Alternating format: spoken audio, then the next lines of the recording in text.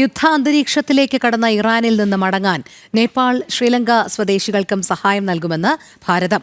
അയൽ രാജ്യങ്ങൾക്ക് സഹായവുമായി ഓപ്പറേഷൻ സിന്ധു നടപ്പാക്കുമെന്നാണ് ഭാരതത്തിന്റെ പ്രഖ്യാപനം. കൂടുതൽ വിവരങ്ങളുമായി ഡൽഹിയിൽ നിന്നും എസ് ശ്രീകാന്ത് ചേരുന്നു. ശ്രീകാന്ത്, ഓപ്പറേഷൻ സിന്ധു പുരോഗമിക്കുകയാണ്. അതിനിടയിൽ നമ്മുടെ അയൽ രാജ്യങ്ങളായ നേപ്പാൾ, ശ്രീലങ്ക സ്വദേശികൾക്കും സഹായം നൽകും എന്നാണ് ഭാരതം നിലപാട് അറിയിച്ചിരിക്കുന്നത്. വിവരങ്ങൾ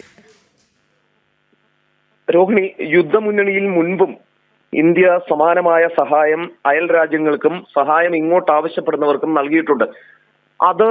അതുപോലെ തന്നെയാണ് ഇപ്പോൾ ഇറാൻ ഇസ്രയേൽ സംഘർഷത്തിലും ഇന്ത്യ സഹായം എത്തിക്കുന്നത്.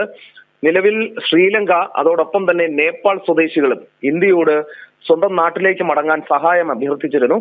അവരെ കൂടി ഇറാനിൽ നിന്നും തിരികെ അവരുടെ നാടുകളിലേക്ക് എത്തിക്കാൻ ഇന്ത്യ ഇപ്പോൾ സമ്മതിച്ചിട്ടുണ്ട്.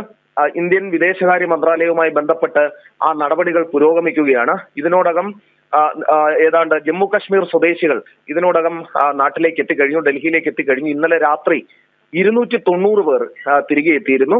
അതിൽ കശ്മീർ സ്വദേശികളാണ് കൂടുതലും. ഇനി 2 വിമാനങ്ങൾ കൂടി വരാനുണ്ട്.